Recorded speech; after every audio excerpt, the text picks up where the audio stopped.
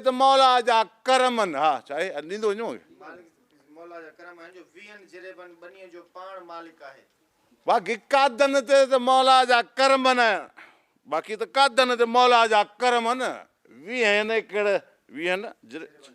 वीहनि जिरेबन जो कादन पाण मालिक आहे पंहिंजी बनी काईंदो आहे पंहिंजी खाईंदो आहे बाक़ी नौकरी त असां कंहिंजे पीउ जी बि न कयूं गिनवा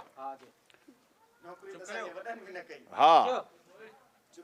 बाक़ी कादन ते मालिक जा लखे कुर्बन वीहनि एकड़नि 20 एकड़ चाहे जिरेबन जो बाक़ी कादन ते मालिक जा लखे कुर्बन वीहनि जिरेबन जो कादन पाण मालिक आहे पंहिंजी बनी काऊं पंहिंजी खाऊं बाक़ी नौकरी त कादन कंहिंजे पीउ जी बि न कंदो आहे न आई वरी असांजे पीउ कंहिंजी नौकरी कई कादन पंहिंजी ज़ुबान संभाले ॻाल्हाए न त छा कंदे कादूअ जो साह सोड़ो कंदे या वरी मूंखे ॻोठ मां लड़ाईंदे न त तूं छा कंदे कादूअ जो साह सोड़ो कंदे या वरी हिन ॻोठ मां मूंखे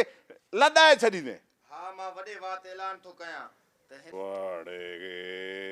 कुर्बू अॼु त दिलि ई ख़ुशि करे छॾई असुल कबूतर त ही चाक चङो चोबो असुल सफ़ा असुल वेड़ो वेड़ो न थींदो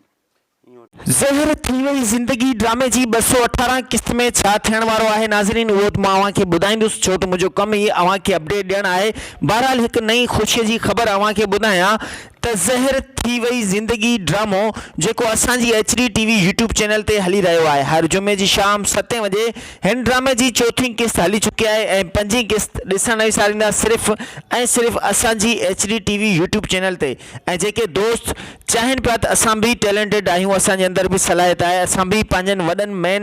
मनपसंद अदाकारनि सां गॾिजी कमु कयूं हिन ड्रामे में असांखे बि मौक़ो ॾिनो वञे त असांजी HD TV यूट्यूब चैनल अव्हांखे ज़बरदस्त मौक़ो फ़राहम करे थी देर न कयो हींअर ई स्क्रीन ते ॾिनल 0302390181 व्हाट्सअप नंबर ते पंहिंजो नालो शहर जो नालो फोटो ऐं गॾु वॉइस ॾींदा